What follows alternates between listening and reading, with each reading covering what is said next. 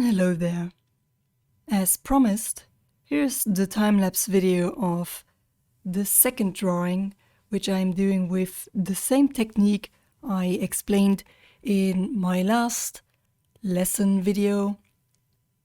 I'm doing this sketchbook exercise series where I take you with me to do one exercise per week in your sketchbook, just to get some practice and work on my skills, and you can work on your skills together with me.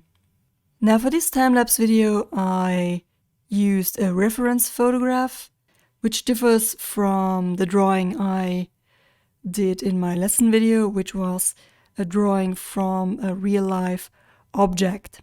So this is a simple photograph I took with my phone when I was somewhere on a hike, and I found an interesting rock formation with a little bit of moss on there, and it was a very interesting motif for me to try and use this graphite technique on, because I thought this randomness of the graphite and erasing with the kneadable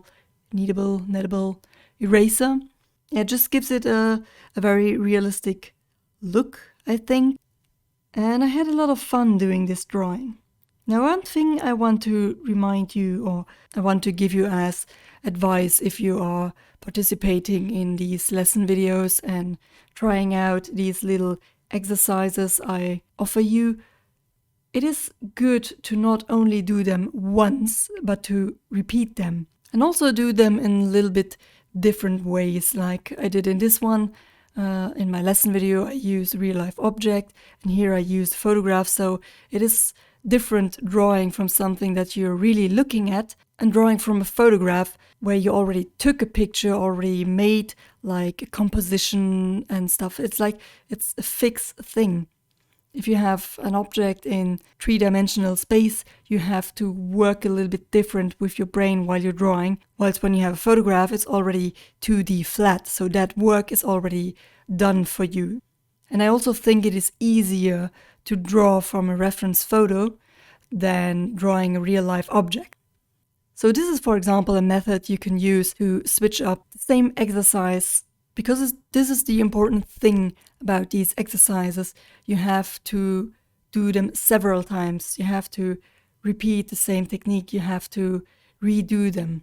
So if you just do it once, it is already better than practicing nothing at all. That's for sure. But repeating the same exercise again will deepen your understanding and your knowledge and just your skill. I mean, you just don't sit down and, for example, try to draw a human figure, and when you do it once, you totally understand everything, and this now means that you're good at it. You have to practice, you have to redo them.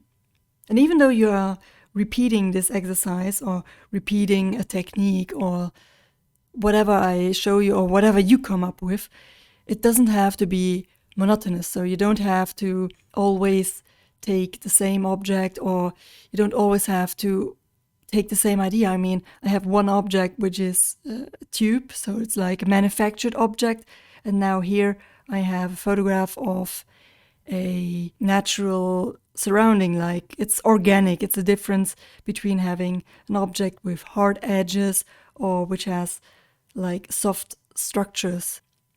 I hope you get what I mean. What I really enjoyed about what I found out during this technique is the fact that I can put in the background as an abstract atmosphere rather than drawing the foliage that was in the background of the photograph. So there were these stones and the moss, and in the background you had like bushes and trees, and I simply made light and dark values where there were light green leaves with a lot of light and sunshine, and where there were shadows or dark green leaves, I just made a darker graphite surface. So you can still feel the composition of the photograph, but you don't have to draw in all the leaves of the bushes and all the stuff. It works. I was just able to concentrate on those tree stones and a little bit of the mossy stuff that was in front of the stones, and the rest is just atmospheric noise for the composition, for the light on the picture. So that's it for today. Just as promised, the second time-lapse video, and maybe I will see you in the next video. Bye!